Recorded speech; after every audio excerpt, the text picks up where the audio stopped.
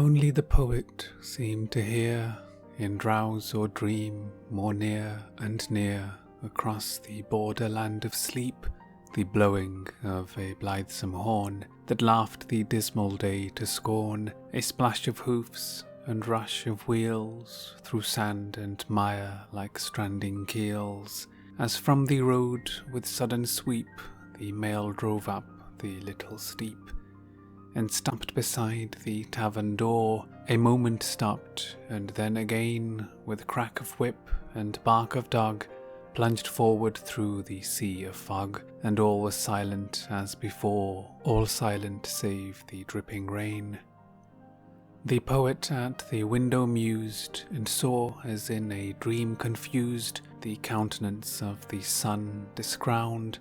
and haggard with a pale despair, and saw the cloud-rack trail and drift before it, and the trees uplift their leafless branches, and the air filled with the arrows of the rain, and heard amid the mist below, like voices of distress and pain,